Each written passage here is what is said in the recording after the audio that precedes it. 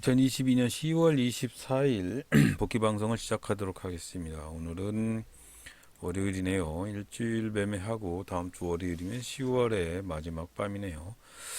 자, 오늘 전체적으로 저는 많이 종목을 매매를 하지 못하기 때문에 오늘도 딱 두 종목 매매하고 일을 하러 나갔습니다. MTS로 매매를 안 하려고 하는 중이고요. 가급적이면 아침에 간단히 한두 종목만 매매를 하고 손실을 보든 수익을 보든 종료를 하려고 생각을 하고 있습니다.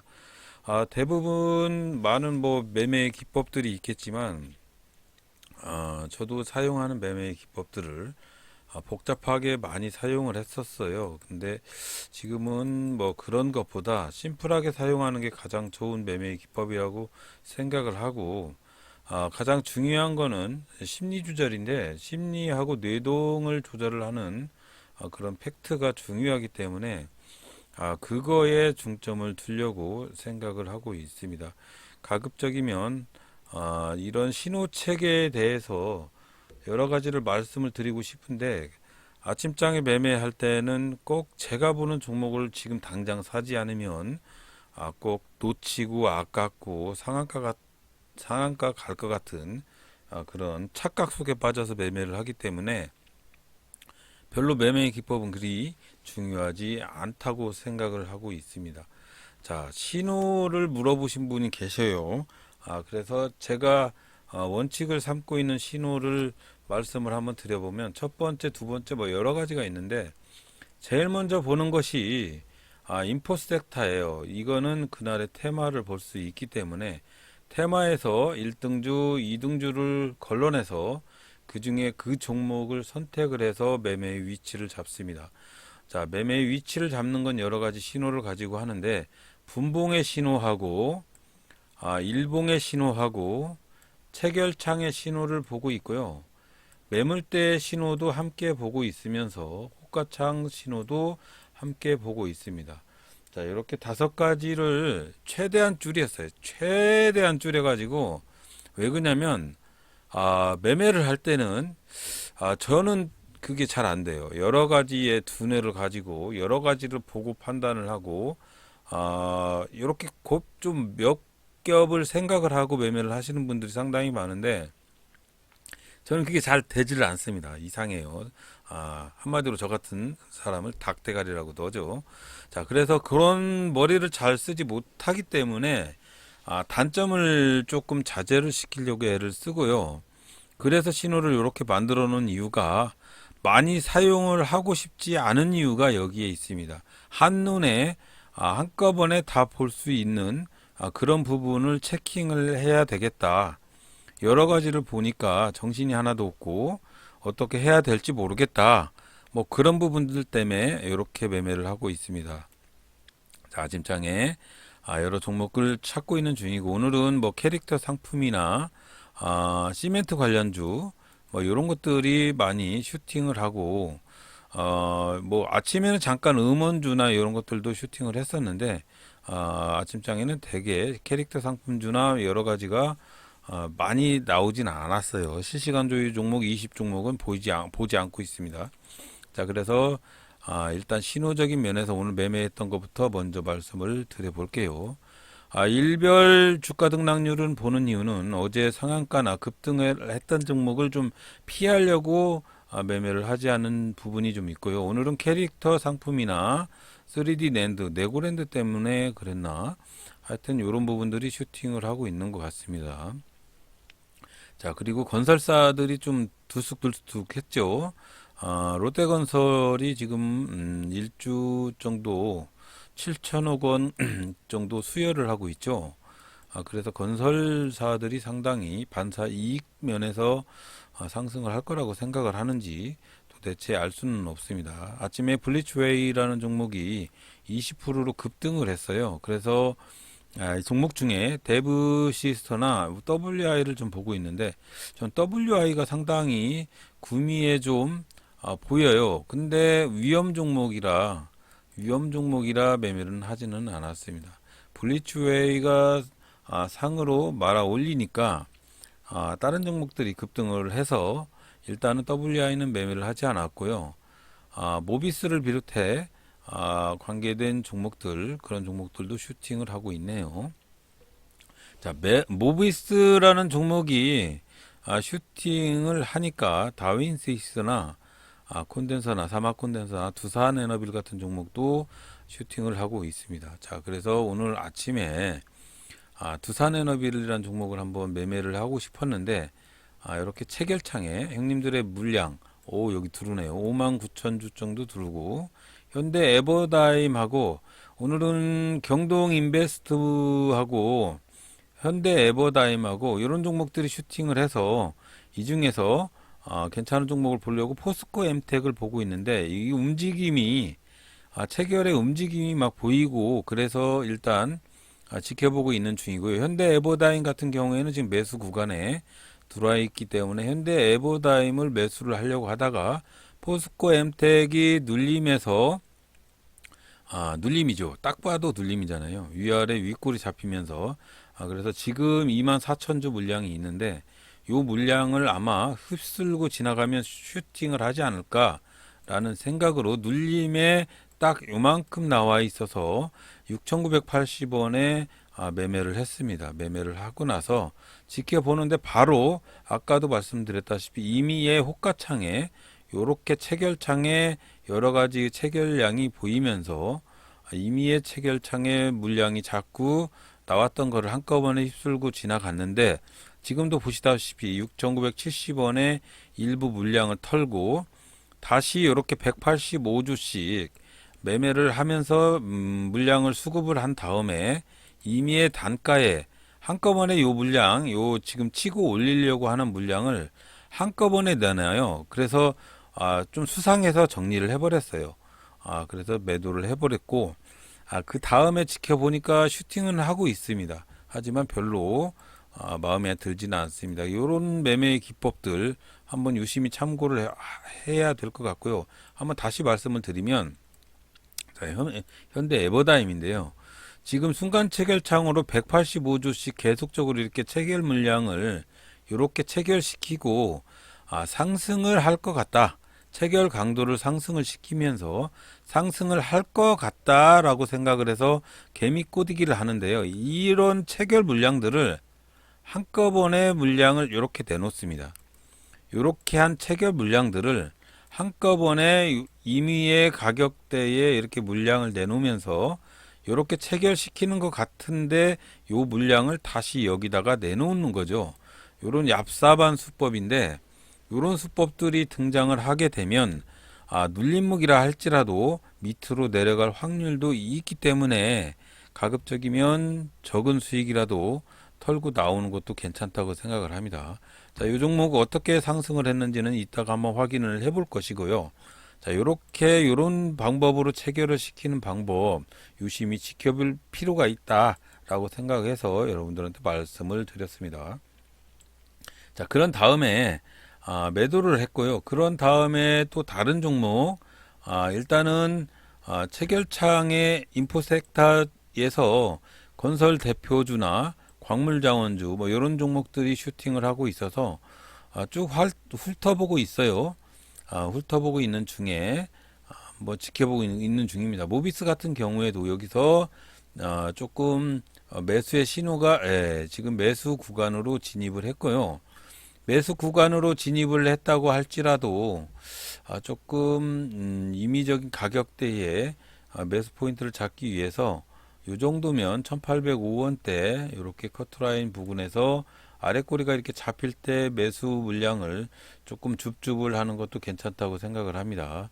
어저께 물량인 1750원 부근에서 일단 매수를 좀 내놔 봤는데 이 종목이 자꾸 아랫꼬리가 잡히면서 물량을 먹고 있는 그런 흔적들이 보여서 1760원의 매수 물량을 조금 내놨는데 체결이 되지 않을 거라는 생각이 좀 발생을 해서 이 다음에는 다른 종목으로 매매를 하고 종료를 했습니다. 요 종목도 모비스라는 종목도 이따 이런 상태에서 어떻게 움직였는지 한번 확인을 해 볼게요. 이렇게 매수 구간에 진입을 할지라도 아랫꼬리가 자꾸 보이면서 이렇게 아랫꼬리가 자꾸 보이면서 이런 식으로 양봉으로 움직이는 종목들도 충분히 V자 반등을 할 가능성도 있죠. 자, 그래서 이렇게 블리츠웨이처럼 V자 반등을 하려고 하는 이런 포인트에서 매수를 하는 게 요즘 포인트인데, 저는 이렇게 급등을 했던 종목이 자꾸 손이 가지는 않는데, 블리츠웨이도 마찬가지입니다. 자, WI도 아까 매수를 했었어야 되는데, 조금 투자 위험 종목이라 손을 대지는 않았는데, 오늘 이 종목을 매수를 했으면 충분히 수익을 먹고 정리를 했을 판인데 그게 잘 되지는 않더라고요. 블리츠웨이도 마찬가지고 WA도 그렇고 캐릭터 상품주 결국은 아침장에 지금 성신양이가 갭을 띄우고 V로 VI가 걸린 채 상승을 하고 있네요. 그래서 지금 보면 고려시멘트 이 3등주인 고려시멘트를 2645원에 매수를 했고요. 2645원에 매수를 한 다음에 성신양이가 지금 치고 올라가고 있습니다. 자, 그래서 요쯤에 성신양이가 치고 올라갈 때 충분히 슈팅을 하게 되면 매도를 한번 해보려고 생각을 하고 있습니다. 자, 그래서 슈팅을 하고 있어서 2,700원대 정도, 2,690원대, 자, 2,690원대에 매도를 내놨고요. 체결이 되었습니다. 와, 그 후로도 계속적으로 슈팅을 하고 있네요. 그래서 여기까지 녹화는 했습니다.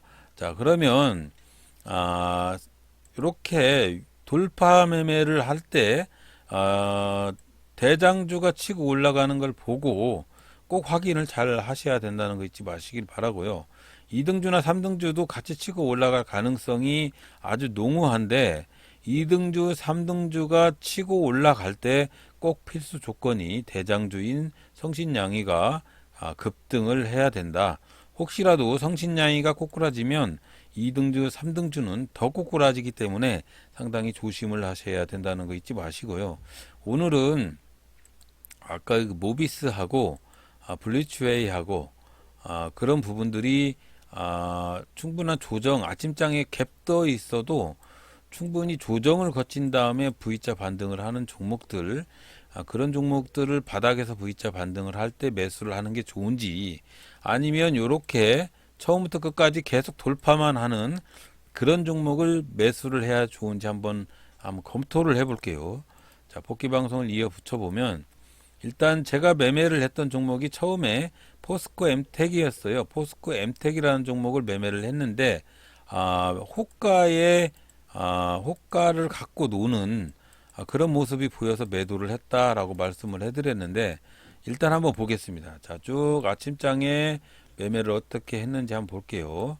이게 오늘 10월 24일 아침장에 제가 매매를 했던 내역인데, 보시면 제가 매수를 하고 나서 눌림목이라고 하면서 매수를 했다라고 말씀을 해드렸는데, 요 근처 7,000원대 가격대에서 그렇게 호가 가지고 장난을 치는 모습이 보였다.